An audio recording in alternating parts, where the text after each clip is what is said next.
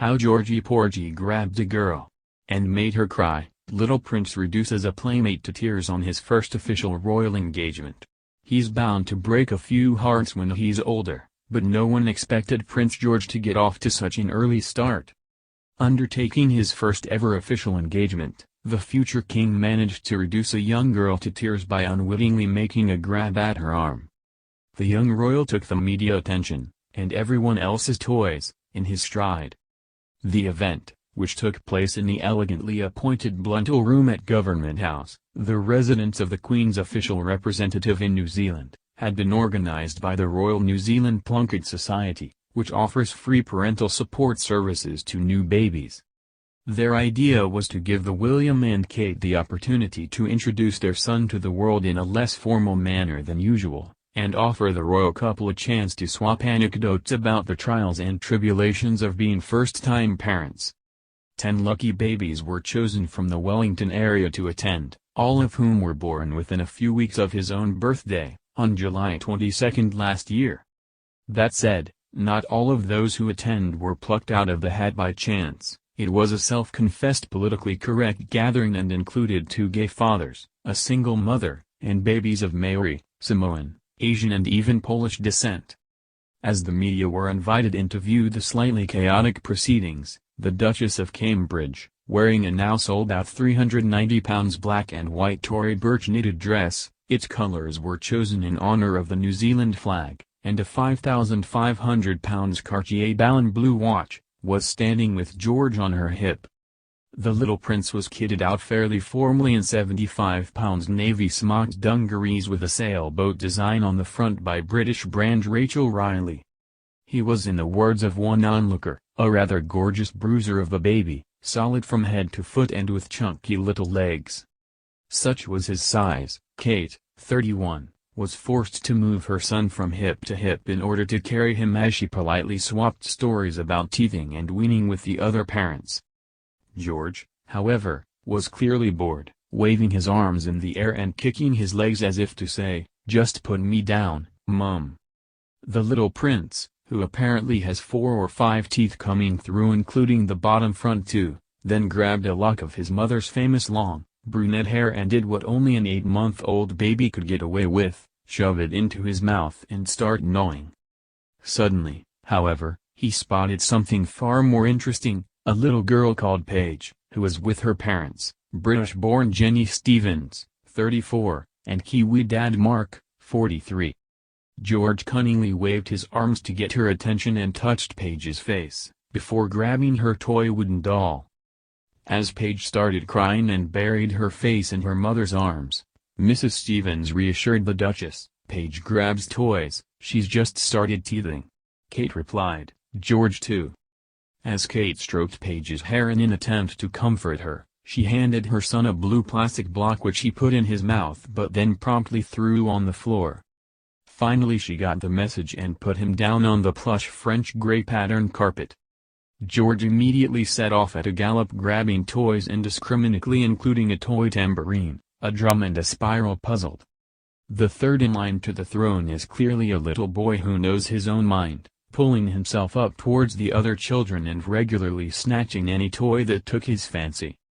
As his mother watched on protectively, occasionally wiping some dribble from his chin, Prince William chatted to some of the other parents.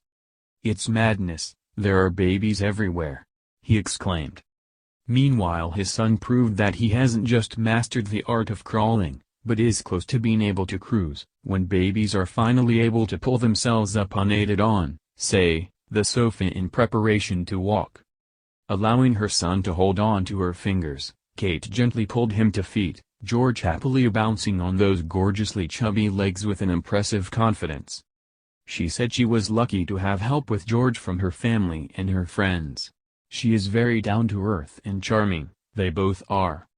Prince William said he supported his wife by giving George his bottle at night and putting him to bed. "I was very nervous because this was my first time experience meeting royalty. I feel very special." Different children develop differently but George is very advanced for his age. He was crawling and wanting to walk in an advanced way, more so than my son who is younger than him. George is almost trying to walk, He can pull himself up and he is almost there. He will be crawling soon. All of the babies present were from local families and chosen by the organization, which provides health care and support to new families, known in New Zealand simply as Plunket.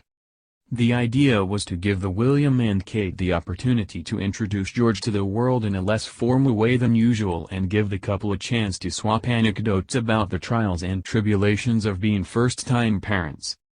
Kate Bainbridge, 29, a tax accountant whose daughter Sophie was born on July 11, said in advance of the meeting, "I've had a few jealous looks from other parents when they found out we were meeting the Duke and Duchess. Even though we come from a very different background, we have got a lot in common with the Duke and Duchess because we've been through the sleepless nights and we can talk to them about our experiences. We are all first-time parents, like them, so it should be quite easy to chat to them." Philip Gray, 40, who was due to meet the couple with his wife Alana, 31, and daughter Lily, born on July 16, said, "The good thing about kids is they're unpredictable, so I'm sure there will be a lot of laughter. Babies are a great icebreaker." Also meeting the royal visitors will be gay fathers Jared Mullen and Ryan McRae and their daughter Isabella.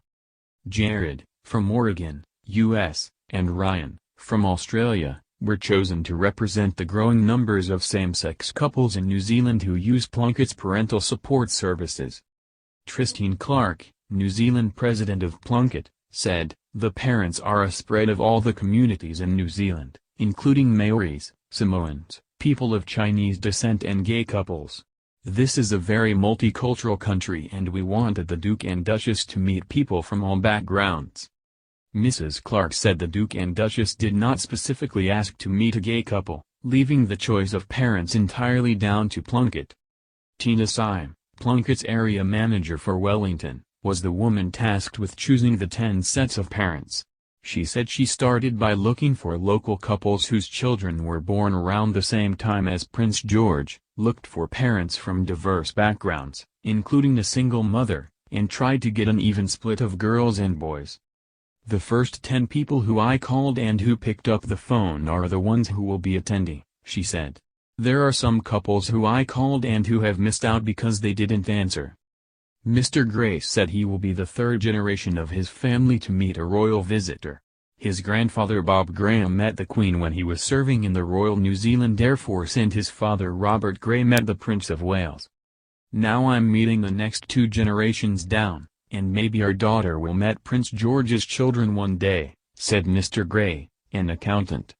His wife Alana, who works in marketing, said, "We followed the Duchess's pregnancy and birth because it was happening at the same that I was pregnant. It's nice link to the UK." The Royal New Zealand Plunket Society, known to all as Plunket, was founded in 1907 by paediatrician Sir Frederick Truby King. He wanted to help babies and mothers dying of malnutrition and disease, and in 1908 the influential Victoria Plunket, wife of the then Governor-General, became its patron, giving the organization her name. Today Plunket, a non-profit organization, helps more than 90% of all babies born in New Zealand, with free childcare advice, home visits and other services. Its mission is to ensure that New Zealand children are among the healthiest in the world.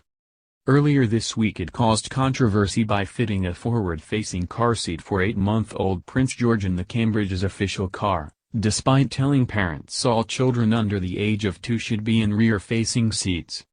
The Duke and Duchess enjoyed a day of rest and recuperation with George yesterday after arriving in Wellington on Monday.